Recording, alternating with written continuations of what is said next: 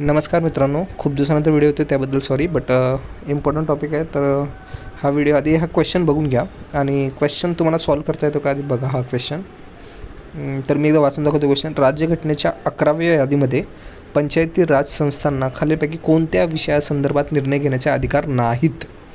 तर कधी हा असा क्वेश्चन आला नाहीत तर आधी नाहीतला गोल करा, 11व्याला टिक करा, पंचायती राज टिक करा आणि मगच क्वेश्चन सॉल्व करायचा. ही SOP आहे, ती फॉलो करायची कधीही परीक्षेमध्ये. आणि मग तुम्हाला जर आता 11वी यादी माहीत असेल तरच हा क्वेश्चन सुटणार आहे, नाहीतर तुम्हाला गेस वर्क करावं लागेल इथे. मग आता 11वी यादी कुठली आहे तर ते मी पुढे सांगणारच आहे. तर पुढे आणखी एक क्वेश्चन आहे, तो बघून घ्या.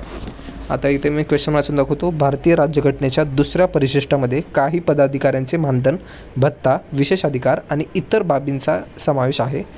खालीलपैकी कोणत्या पदाधिकारीचा यात समावेश होत नाही. 18मध्ये विचारलेला क्वेश्चन आहे आणि तुम्हाला जसं की सांगितलं SOP इथे काय म्हटलं आहे नाही, तर ते नाही गोल करायचं. परीक्षेतसुद्धा हेच करायचं आहे. इथे काय म्हणलं 2रं परिशिष्ट ते पण गोल करा आणि ते विचारले कुठलं नाही आहे तर ते आपल्याला बघायचं आहे. जर 2रं परिशिष्ट तुम्हाला माहीत नसेल तर तुम्ही हे क्वेश्चन सॉल्व करू शकत नाही आणि गेस वर्क करून तुमचं निगेटिव्ह मार्कसुद्धा जाण्याचे चान्सेस आहेत यात. मग त्यामुळे जर तुम्हाला 12th शेड्यूल जर माहीत असेल तर ते खूप चांगलं आहे. UPSCमध्ये पण ह्यावर्षी क्वेश्चन आला तर लँग्वेजवरती 8 शेड्यूलवरती. तर असं खूप इम्पॉर्टंट असा टॉपिक आहे आजचा, जे आहे शेड्यूल्स. इंडियन कॉन्स्टिट्यूशनमध्ये परिशिष्ट जे दिलेली आहे त्याच्याबद्दल आपल्याला माहिती असणे खूप महत्त्वाचं आहे. MPSCमध्ये यावर्षी क्वेश्चन येण्याचे खूप दाट चान्सेस आहेत त्यावरती, म्हणून हा व्हिडिओ मी घेत आहे. जर तुम्हाला इन्फॉर्मेटिव्ह हा व्हिडिओ वाटणार असेल तरच पुढे कंटिन्यू करा आणि तुम्हाला जर चॅनल आवडलं असेल तर तुम्ही लाईक करू शकता. आणि आपण जाऊया. तर चला आपण पहिलं परिशिष्ट बघतो आहे, म्हणजे अनुसूची. त्याला आपण इंग्लिशमध्ये शेड्यूल्स म्हणतो. तर फर्स्ट शेड्यूल कशाशी रिलेटेड आहे, कलम 1 ते 4शी संबंधित आहे. आता कलम 1 ते 4 काय आहे कॉन्स्टिट्यूशनचं पहिलं आर्टिकल, तर ते तुम्ही रिवाईज करायचं आहे आणि ते तुम्ही कमेंट करून सांगा मला इथे काय असतं.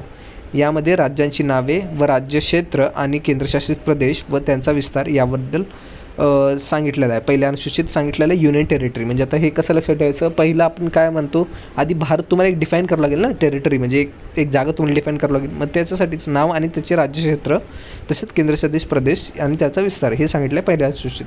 2ऱ्या अनुसूचित काय म्हटलेलं आहे त्यांनी, तर यामध्ये वेतन, भत्ते, विशेष अधिकार यांचा समावेश होतो. तर लक्षात ठेवा, कुठलाही मंत्री आधी पगार भेटल्याशिवाय कोणतंही शपथ घेणार नाही. मग शपथीचं 3रं आहे. आणि वेतन जे आहे कुठलाही मंत्री किंवा अधिकार कुठलीही शासकीय व्यक्तीचं वेतन हे यामध्ये सांगितलेलं आहे 2ऱ्या अनुसूची, असं लक्षात ठेवायचं आहे. मग आधी वेतन नंतर शपथ असं लक्षात ठेवा. आधी 2ऱ्या अनुसूचीमध्ये आधी त्यांचं वेतन दिलेलं आहे. तर कोणाकोणाचं वेतन दिलेलं आहे, राष्ट्रपती, राज्यपाल, लोकसभा व राज्यसभेचे अध्यक्ष, उपाध्यक्ष, तुम्हाला इथे मार्क करतो उपाध्यक्ष पण आहे, सभापती, उपसभापती, तसेच विधान परिषदेचे अध्यक्ष, उपाध्यक्ष, सभापती, उपसभापती, सर्वोच्च व उच्च न्यायालय. लक्षात ठेवा, तुम्हाला वाटेल फक्त सर्वोच्च न्यायालयाला भेटतं, तर सॉरी हे झालं. ओके, सर्वोच्च आणि उच्च न्यायालयाचे न्यायाधीश, तसेच भारताचा लेखापरीक्षक, कॅग ज्याला आपण कॅग म्हणतो. खूप महत्त्वाचं आहे ते पण पद, त्याच्याबद्दल पण खूप वेळा क्वेश्चन येऊन गेला कॅगबद्दल, तर तेही चांगलं करायचं आहे आपल्याला. तर ही झाली 2ऱ्या अनुसूची. तर यात तुम्ही ट्रिक्स वगैरे नका लक्षात ठेवू, असंच लक्षात ठेवा एक सिक्वेन्स वाईज, तरच तुम्हाला ते चांगलं लक्षात येणार. ट्रिक आठवा, परत ते ट्रिक लिहा, मग त्याचं कोरिलेशन लावा, थोडंसं अवघड जातं. मग त्यामुळे डायरेक्ट तुम्ही लक्षात ठेवा. आता हे 2ऱ्या अनुसूची झाली. आता आपण 3री बघूया. 3ऱ्या अनुसूचीमध्ये काय दिले, शपथ. तुम्हाला जसं म्हणलं आधी मी, आधी वेतन म्हणजे आधी पगार भेटणार, मग तुम्ही शपथ घेणार ना. आधी तुम्हाला काय भेटते ते बघणार तुम्ही, आधी पगार किती भेटते ते बघणार, मग तुम्ही पदाची शपथ घेणार है ना. मग आता ह्यामध्ये शपथमध्ये कोणाकोणाची शपथ, किंवा आधी जे आपण म्हणतो की ओथ घेतात कुठलेही मिनिस्टर किंवा कुठलीही नियुक्ती जर झाली असेल त्यांची, मग ती शपथ आणि कुठल्या अनुसूचीमध्ये दिले तर 3ऱ्या. केंद्रीय मंत्री, राज्यमंत्री, संसद, राज्य विधिमंडळाचे निवडणूक उमेदवार, संसद सदस्य, राज्य विधिमंडळाचे सदस्य, सर्वोच्च उच्च न्यायालयाचे न्यायाधीश आणि भारतीय महालेखापरीक्षक कॅग. तर हे झाले 3री अनुसूची. म्हणजे तुम्हाला 3 अनुसूच्या तर आत्ताच पाठ झाले ना. पहिले तर आपलं भारताला डिफाईन करते जागा, म्हणजे एक टेरिटरी डिफाईन करते. 2ऱ्यामध्ये तर त्यांचं वेतन दिलेलं आहे. 3ऱ्यामध्ये तर त्यांची शपथ दिलेलं आहे. इथेच संपलं. आता 4थ्या अनुसूचीमध्ये काय दिले, राज्य आणि केंद्रशासित. इथे लक्षात ठेवा, हा क्वेश्चन डायरेक्ट पडू शकतो. राज्य आणि केंद्रशासित प्रदेश यांना राज्यसभेतून नेमून देण्यात आलेल्या जागांची तरतूद आहे. आता तुम्हाला क्वेश्चनमध्ये काय विचारतील, फक्त राज्यांच्या राज्य यांना राज्यसभेतून नेमणूक दिलेल्या जागा यांची तरतूद आहे. 4थ्या अनुसूचीमध्ये काय आहे, तुम्हाला राज्यसभेमध्ये किती आमदार किंवा किती खासदार तुम्हाला नेमून द्यायचे आहेत ते सांगितलेलं आहे. तर तुम्ही ते कसं लक्षात ठेवणार? आधी शपथ घेतली तुम्ही, आता कुठल्या पदासाठी शपथ घेतली ते तुम्हाला माहीतच नाही. राज्यसभेच्या पदासाठी तुम्ही शपथ घेतली, तर लक्षात ठेवायचं आधी वेतन तुम्हाला कळालं, मग तुम्ही शपथ घेतली, मग तुम्ही राज्यसभेत गेलात. तर असं थोडंसं लक्षात ठेवा तुम्ही. नंतर 5वी अनुसूची काय? अनुसूचित क्षेत्र, अनुसूचित जमाती यांचे प्रशासन व नियंत्रण. 5वी अनुसूची. आता तिकडे जाऊन तुम्ही राज्यसभेत काय करणार? अनुसूचित क्षेत्र व अनुसूचित जमाती यांचे प्रशासन आणि नियंत्रण, असं थोडंसं लक्षात ठेवा. हे असं काही एक्झॅक्ट असं होत नाही, पण एक लक्षात ठेवण्याचं ट्रिक आहे. नंतर 6व्या अनुसूचीमध्ये काय दिलं हे खूप महत्त्वाचं आहे. 6व्या अनुसूचीमध्ये तुम्ही हे स्टेट्सचे नाव लक्षात ठेवा. आसाम, मेघालय, मिझोराम आणि त्रिपुरा. आता ATM तुम्हाला लक्षात राहतं किंवा असं लक्षात ठेवा तुम्ही, जसं तुम्हाला लक्षात राहायचं हे 4 लेटर लक्षात ठेवा. आसाम, मेघालय, मिझोराम आणि त्रिपुरा या राज्यातील आदिवासी क्षेत्राच्या प्रशासनाबाबत तरतुदी आहेत. तर ही झाली 6वी अनुसूची. आता आपण जाऊया पुढे. ही आहे 8वी अनुसूची. याच्यावरतीच क्वेश्चन आलं जो UPSCमध्ये.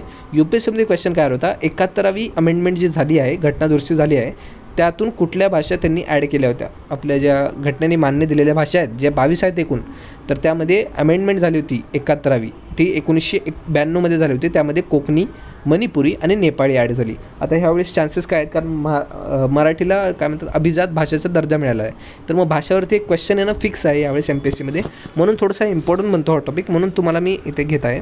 आणि 21वी अमेंडमेंट जी 1967मध्ये झाली ती सिंधी भाषेचा समावेश करण्यासाठी दिली. 21वी अमेंडमेंट 67मध्ये सिंधी भाषेचा समावेश. 71वी अमेंडमेंट 92मध्ये झाली कोकणी, मणिपुरी, नेपाळी. कोकणी, मणिपुरी, नेपाळी असं काहीतरी ट्यूनमध्ये बनवून ठेवा. आता ह्याच्यामध्ये पण ट्रिक लावणं थोडंसं डिफिकल्ट होईल नंतर, कारण ट्रिक्सच तुम्हाला एक पूर्ण वेगळं पुस्तक बनवलं लागेल मग असं होईल. नंतर 92वी अमेंडमेंट काय? 2003मध्ये झालेली. बोडो, डोगरी, मैथाली, संथाली असं लक्षात ठेवा. बोडो, डोगरी, मैथाली, संथाली असं लक्षात ठेवा. असं ट्रिक म्हणजे वोकलमध्ये काहीतरी लक्षात ठेवा. नंतर आता पुढे आपण बघूया 9वी अनुसूची, ज्याच्यामध्ये पहिली घटना दुरुस्ती 1951मध्ये समाविष्ट करण्यात आली होती. काही कायदे व विनिमय विधिग्राह्य असल्याचे घोषित करण्यात आले होते. म्हणजे यामध्ये जमीन सुधारणाचे जे विधेयक होतं, तर त्याच्याबद्दल जे पण ॲक्ट्स होते ते ज्युडिशियल रिव्ह्यूच्या बाहेर असते. म्हणजे त्यांच्यावरती तुम्ही काय म्हणतात त्याचे कंप्लेंट्स वगैरे नाही करू शकत त्याच्याबद्दल. तर ज्युडिशियल रिव्ह्यूच्या वॉइड होतं. बट नंतर त्यांनी परत ते ज्युडिशियल रिव्ह्यूमध्ये आणलं होतं. ते जे 90 परिशिष्ट आहे, थोडंसं कॉम्प्लिकेटेड आहे, त्याच्याबद्दल तुम्ही एकदा डिटेल वाचून घ्या. नंतर 10वी अनुसूची काय? 92वी घटना दुरुस्ती 1985मध्ये समाविष्ट करण्यात आली होती. 10वी अनुसूची लक्षात ठेवा. 52वी घटना दुरुस्ती 52 1985मध्ये समाविष्ट करण्यात आली होती. यामध्ये पक्षांतरबंदी कायदा दुरुस्ती यामध्ये. आता इथे बघा तुम्हाला जे आता ह्यावेळेस चालू होतं, म्हणजे शिवसेनेचे काही आमदाराचं जे अपात्रकरण ते प्रकरण चालू आहे, तर याच्यासाठी खूप इम्पॉर्टंट आहे 10वी अनुसूची. तर तोंडपाठ असली पाहिजे 10वी अनुसूची. ते पक्षांतरबंदी कायदा याच्या संदर्भात आहे म्हणजे आहे, ते लक्षात ठेवा. 11वी अनुसूची सोपी आहे. 73वी घटना दुरुस्ती 1992मध्ये समाविष्ट करण्यात आली. 1992मध्ये आणखी एक अमेंडमेंट झालं होतं 73मध्ये. त्यामुळे कुठल्या भाषा ॲड केल्या होत्या कमेंट करून लगेच सांगा मला. तर यात ग्रामीण स्थानिक स्वराज्य संस्थेबद्दल विषयक आहेत. ग्रामीण स्थानिक स्वराज्य संस्थे संबंधित विषय आहेत, लक्षात ठेवा.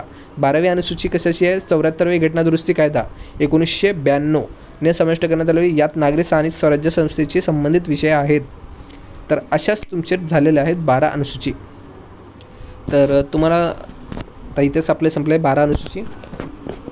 तर आता एक डाऊट आला असेल मुलांना, मी 11 सांगितल्यात, तर मलाही माहिती आहे मी 11 सांगितल्यात. 7वी अनुसूची कुठली आहे? 7वी अनुसूची तर तुम्ही सोजून सांगायची आहे मला आणि कमेंट करून सांगा, कारण मला हेच चेक करायचं होतं तुमचं प्रेझेन्स ऑफ माइंड आहे का. कारण काही मुलं काय करतात, फक्त व्हिडिओ बघतात, एक व्हिडिओ बघताय त्यांना वाटते की आपण व्हिडिओ बघतोय, पण त्यांचं डोकं दुसरीकडेच असतं. म्हणजे आपली एक्झाम कशी होईल, आता एक्झाम आपली 1 डिसेंबरला आहे, तर त्या एक्झामबद्दल टेन्शन, नंतर घरती काय चाललं आहे, घरी जेवायला काय बनवणार आहे, असंच टेन्शन असतं. मग त्यामुळे मी एक थोडेसे ट्रिक खेळले की इथे मी 7वी जे अनुसूची आहे ती सांगितली नाही. आता ते तुम्ही कमेंट करून सांगायचं आहे. जर खरंच तुमचा प्रेझेन्स ऑफ माइंड होता त्यावेळेस तर कमेंट करून सांगा. आणि जर तुम्हाला थोडंसं इन्फॉर्मेटिव्ह वाटलो तर लाईक करा आणि शेअर करा. जर तुमच्या मित्रांना वगैरे असे काही व्हिडिओज वगैरे आवडले असतील, म्हणजे आवडत असतील तर पाठवा. आणि सबस्क्राईब करू शकता तुम्ही, कारण फ्रीच आहे. आणि हां, तुम्हाला जर PDF वगैरे पाहिजे असतील तर टेलिग्रामवरती फ्री PDF सगळे अवेलेबल आहेत. तर टेलिग्रामवरती फ्री ऑफ कॉस्ट तुम्ही कुठलेही PDF वगैरे डाउनलोड करू शकता, म्हणजे ज्या चॅनलवरती जे पण व्हिडिओज होतात त्याचे. तर तुम्ही टेलिग्राम चॅनल नक्की जॉईन करा. त्याची लिंक माझ्या डिस्क्रिप्शन बॉक्समध्ये आहे, किंवा कमेंट करून विचारा मला, मी लगेच तुम्हाला लिंक पाठवून देईन. तर इथेच हा व्हिडिओ संपवतो. जय हिंद, जय महाराष्ट्र. चला भेटूया पुन्हा.